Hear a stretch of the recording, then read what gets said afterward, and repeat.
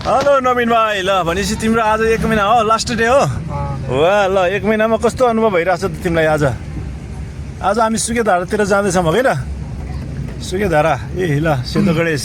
ल आज हाम्रो नवीन भाइको 1 महिनाको ड्राइभिङ प्र्याक्टिस हो।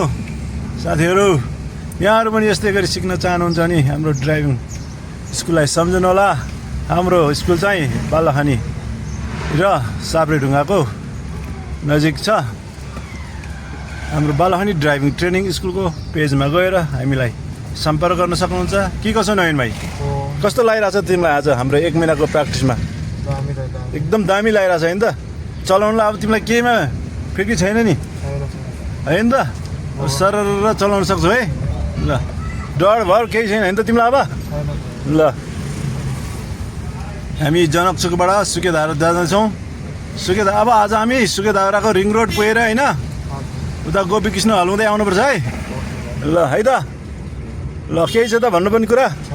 केही छैन होइन त? सब ठिकठाक छ होइन त नवीन भाइ? ल पछि पनि हामीलाई सम्झिनु, यसो साथीभाइहरू लिएर आउनु है।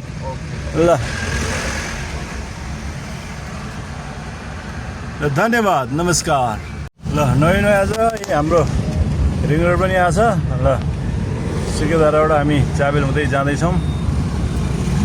रिङ रोडमा चलाइरहेको छ कि कसो नवीन भाइ है? ल कसरी यसरी रिङ रोड लिएर आउँछ होइन? हामी त लाइसेन्स होल्डर मान्छेलाई लिएर आउने हो नि त। 1 महिना सिकाउने हो, लाइसेन्स निकालिदिने हो, अनि त्यसपछि यसरी रिङ रोड हिँड्ने हो कि कसो नवीन भाइ? ल सर्लक्क यसरी रिङ रोड पनि हिँड्न पाइयो हाम्रो बालखानी ड्राइभिङ ट्रेनिङ स्कुलमा।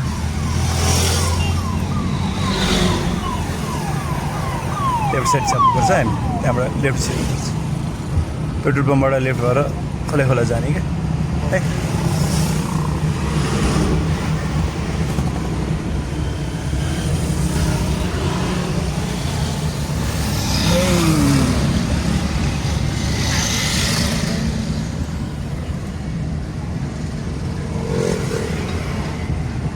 त्यो रातो गाडीतिर जाने, लेफ्ट जाने।